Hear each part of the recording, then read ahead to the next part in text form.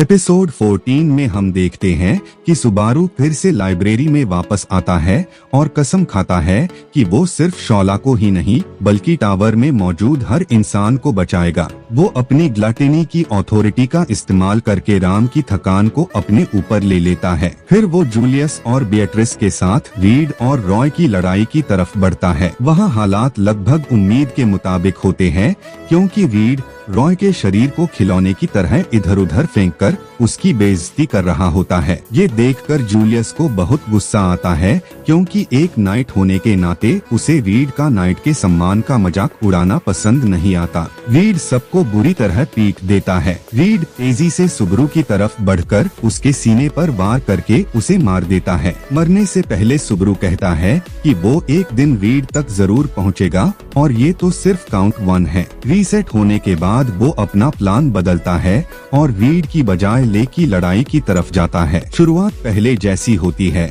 लेकिन जब बेट्टी ले पर हमला करने की कोशिश करती है तो ले बिजली की रफ्तार से उसके आसपास घूमकर उस पर हमला करता है। सुबरू बीच में आकर वो वार खुद पर ले लेता है। ले समझ जाता है कि सुबरू फिर से रीसेट करने वाला है। सुबरू उसे मिडल फिंगर दिखाकर कहता है कि मर जा। इसके बाद सुबरू खुद को मैली के साथ एक विशाल सैंड अर्थवॉर्म की पीठ पर पाता है और शौला फिर से ट्रांसफॉर्म हो जाती है और दोनों नीचे की मंजिल में गिरकर मर जाते हैं। 7वीं बार, फिर 15वीं बार, बार बार मौत और बार बार फेल। अब सुबरू पूरी तरह टूट चुका था, लेकिन तभी बेट्टी उसकी मानसिक हालत को पहचान लेती है और उससे कहती है कि वो सिर्फ एक आम लड़का है जो हमेशा अपने सामने खड़ी समस्याओं को लेकर घबराया रहता है और इस बार वो बाकी का काम संभाल लेगी। सुबारू तुरंत मना कर देता है क्योंकि उसे लगता है कि सब कुछ उसी को करना होगा। वो ही अकेला ऐसा इंसान है जो सबको बचा सकता है। लेकिन जैसे ही वो खड़े होने की कोशिश करता है,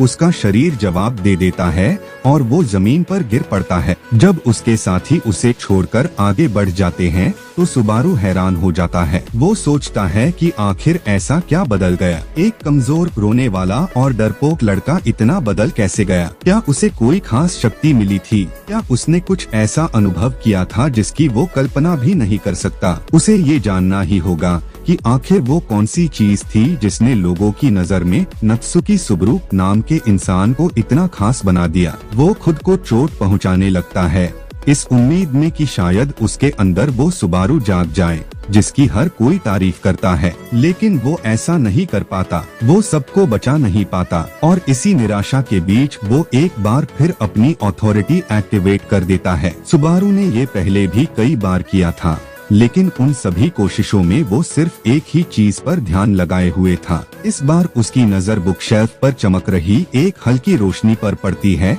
और वो वहाँ से एक किताब निकालता है जिस पर लिखा होता है नत्सुकी सुबरू। ये देखकर वो हैरान रह जाता है। जैसे ही वो किताब खोलता है, अपनी पहली मौत देखता है, फिर दूसरी, फिर तीसरी, फिर चौथी। सुबारू उस चीज को ढूंढ रहा था जिसने नत्सुकी सुबरू नाम के इंसान को बनाया, लेकिन उसे कुछ नहीं मिलता। आखिर ऐसा क्या था जिसने सुबारू को बदल दिया? क्या चीज उसे दुनिया की हर मुश्किल का सामना करने लायक बनाती है? क्या चीज उसे उसके पुराने बेकार रूप से अलग बनाती है? तभी वो अपनी आंखें खोलता है और हॉल ऑफ मेमोरीज के भीतर खुद नत्सुकी सुबरू को अपने सामने खड़ा देखता है। सुबारू उस पर टूट पड़ता है और आरोप लगाता है कि शायद वो लुइस है। अगर वो सच में रिटर्न बाय डेथ को इतनी बुरी तरह चाहती थी तो उसे ले क्यों नहीं लेती? लेकिन थोड़ी बातचीत के बाद ये साफ हो जाता है कि वो लुइस नहीं बल्कि असली सुबरू है। तब सब कुछ भुला हुआ सुबरू उससे पूछता है कि वो इतना भरोसेमंद और मजबूत इंसान कैसे बन गया? उसे कौन सी घटना बदल गई?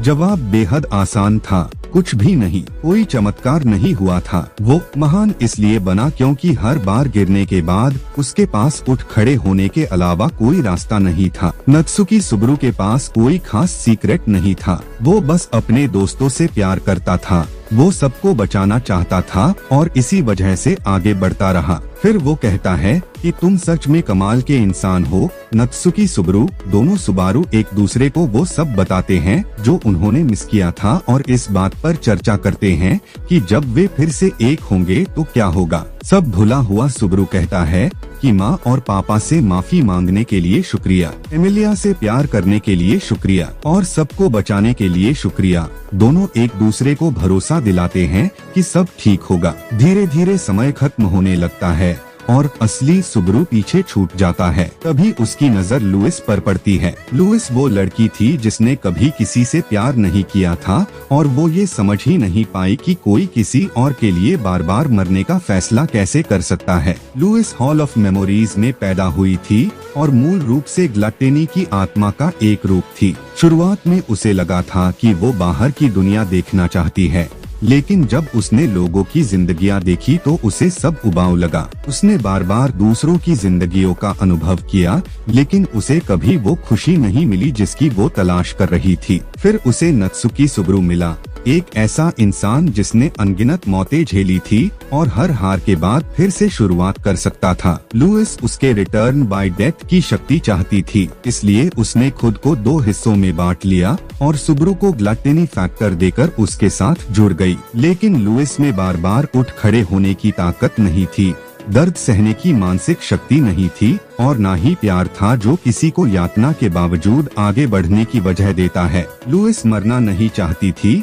और उसकी नजर में रिटर्न बाय डेथ ऐसी शक्ति थी जिसे कोई सामान्य इंसान सहन नहीं कर सकता, सिर्फ कोई राक्षस ही ऐसा कर सकता था। सुबारू लुइस को देखता है और समझ जाता है कि उसकी इस शक्ति ने लुइस को अंदर से पूरी तरह तोड़ दिया है। वो खुद से कहता है कि वो सच में कमाल का इंसान है और लुइस से कहता है कि अब सब खत्म हो चुका है। जिन लोगों के नाम और यादें उसने खाई है उन्हें वापस कर दे। इसके बाद लुइस अपनी ही दूसरे रूप से लड़ने लगती है और सुबारू को हॉल ऑफ मेमोरीज से बाहर निकाल दिया जाता है। जब वो लाइब्रेरी में जागता है तो तुरंत ले और एमिलिया की लड़ाई की ओर दौड़ता है, लेकिन तब तक एमिलिया का नाम एक बार फिर खाया जा चुका होता है। सुबारू जोर से चिल्लाता है कि कोई बात नहीं एमिलिया टैंग। सुबारू नत्सुकी तुम्हारा यहाँ नाइट है। सुबारू देखता है कि सैंक्चुएरी की तरह सतेला की शैडो पूरे टावर को निगल रही थी क्योंकि रिटर्न बाय डेथ का रहस्य बाहर लीक हो गया था। लेकिन अब जब लुइस वापस हॉल ऑफ मेमोरीज में जा चुकी है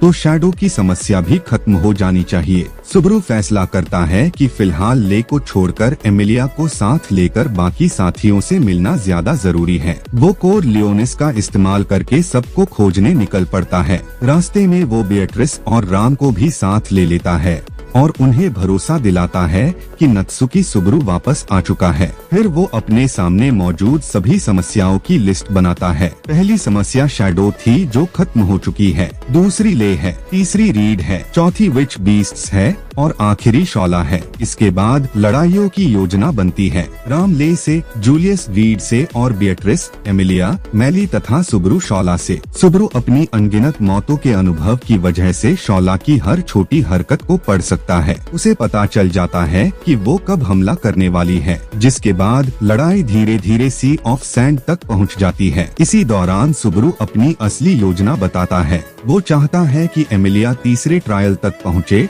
उसे पूरा करे और टावर के सिस्टम को बदल दे। एमिलिया आगे बढ़ती है और रास्ते में को रीड के हाथों बुरी तरह पिटते हुए देखती है। फिर भी वो तीसरे ट्रायल की ओर बढ़ती रहती है। तभी एनास्टेसिया पीछे रुक जाती है। सुबारू उससे पूछता है कि क्या वो लड़ाई देखने के लिए रुक रही है, तो वो हाँ में जवाब देती है। फिर वो जूलियस को सुबारू का मैसेज देती है कि जल्दी अपना काम खत्म करो और हमारी मदद करने आ। ये सुनकर जूलियस कुछ पल के लिए हैरान रह जाता है क्योंकि नत्सुकी सुबारू पूरे आत्मविश्वास के साथ वापस आ चुका था। जूलियस फिर से रीड को चुनौती देता है और इस बार रीड उसे उसका नाम लेकर पुकारता है, जो उसके लिए सम्मान का संकेत था। दूसरी ओर एमिलिया सीढ़ियां चढ़कर टावर की चोटी पर पहुंच जाती है। उसके चारों ओर बादल ही बादल होते हैं और उसके सामने एक दिव्य अस्तित्व खड़ा होता है। तभी एक आवाज गूंजती है जो टावर की चोटी तक पहुंच गया है।